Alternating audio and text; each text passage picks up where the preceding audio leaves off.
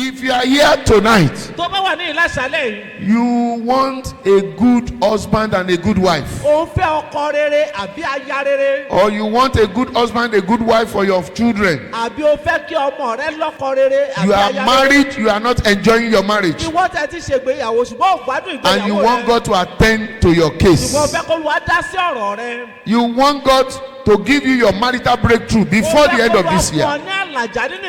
Find your way to the front quickly and kneel down here. Find your way to the front quickly and kneel down here. Masetore kapore kandaba. You want to stand in gap for your children? You are free to come and do that. Everybody will open your mouth and pray this prayer. Say power assigned to deny me of my joy. Shout it with anger and power. Die! In the name of Jesus. The power assigned to deny me of my joy. Rekaposotore kandabua. The power assigned to deny me of my joy. Die by fire. Die by fire. Thank you, Jesus. In Jesus' name we pray. Please, if you know you are trusting God for a child, or you have somebody who is trusting God for a child,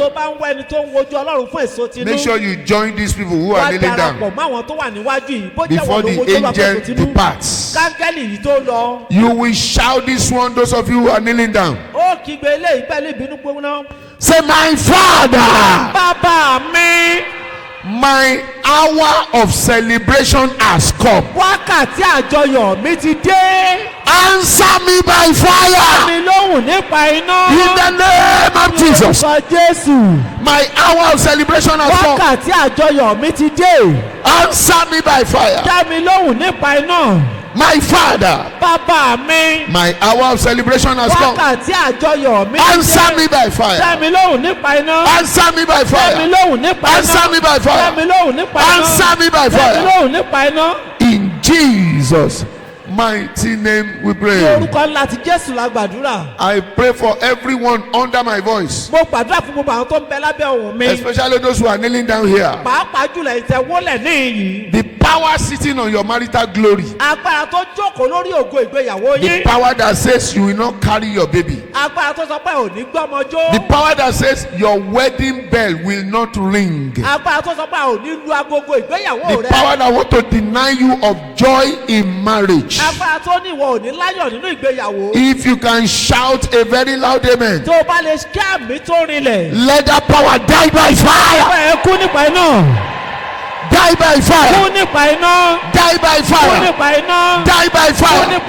Die by fire. Die by fire. Die by fire. Die by fire. In the name of Jesus.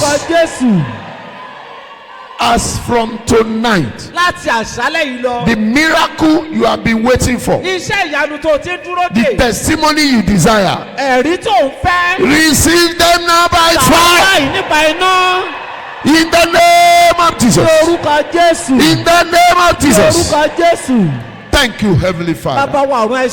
In Jesus' mighty name we pray. Go back to your seat rejoicing. Make sure you give your testimony. The Lord has answered you here tonight.